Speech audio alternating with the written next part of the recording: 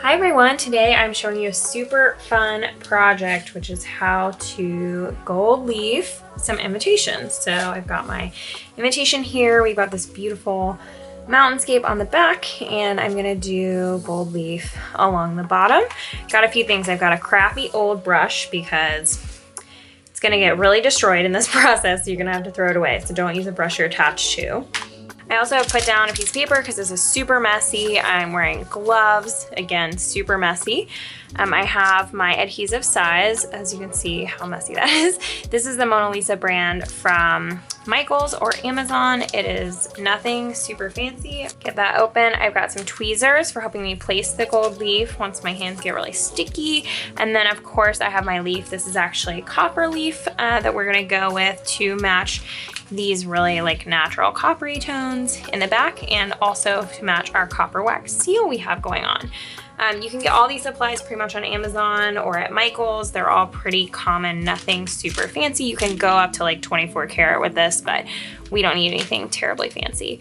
Also, I have a magazine, which you'll see how I use that in just a minute. So this isn't too complicated. Basically, you're going to take your brush, dip it in the adhesive size, get a decent amount on there. And because I'm doing this on the edge, the magazine is really helpful. So I can just go right off the edge, and I'm actually just gonna flip the page so it doesn't matter if I get sticky stuff on the glue. This is a trick I learned from my friend Carrie from the Idea Emporium, who's an amazing stationer in the field. And if you'd like to learn more about how we design and put together stationery, we do have a 7-day free course that is linked below, and I hope that you'll subscribe to our channel to get more awesome tutorials like this every week.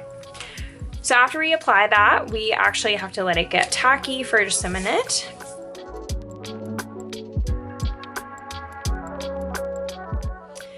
Okay, we've waited a little bit, and just so I don't accidentally rub this over the sticky part, I like to move it back or even over here to the clean page, just so I don't get any of that sticky stuff on my beautiful watercolor that I painted here.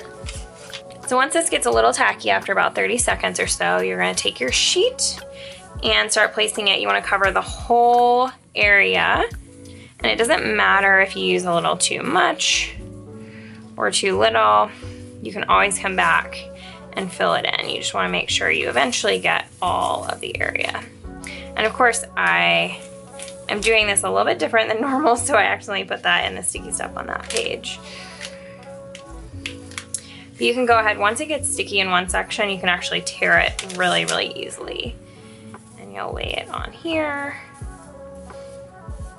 It's nice to get it as flat as possible, but some wrinkles are really nice for the texture as well. And I like to make it really uneven because I know she wants a really natural feel. Otherwise, you could do a very clean strip of the adhesive off there.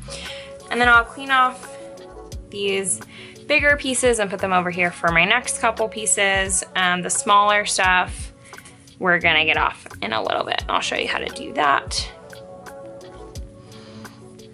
And of course, the gloves get a little sticky too. But we'll go ahead and clean off some of those larger pieces so that we can use them on the next section. And I go ahead and put them in my drying racks. My dad actually made these out of 2x4s, but I'll link a couple places you can buy them. And so you just put it in there, let this whole thing dry, and then I'll come back and show you a little bit about what we do afterward. So for the next one, we just want to, I kind of wasted this, but that's okay, I have plenty.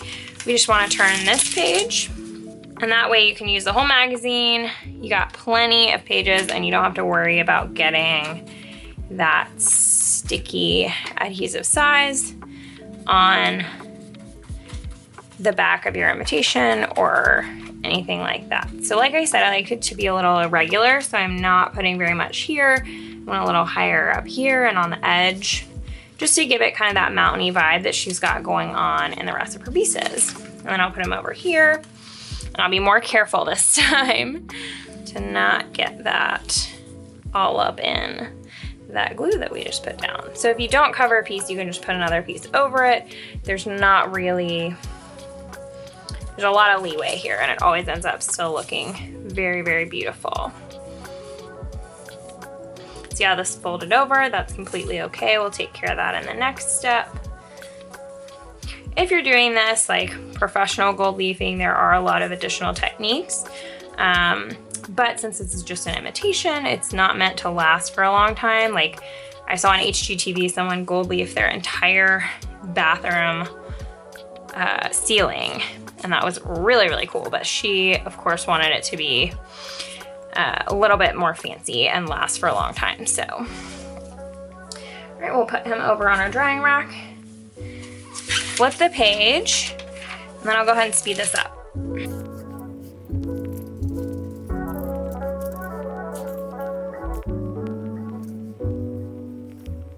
Ooh, that one turned out really well. And you might want to start using your tweezers to place like some of these smaller pieces, especially if your gloves or hands get really, really sticky.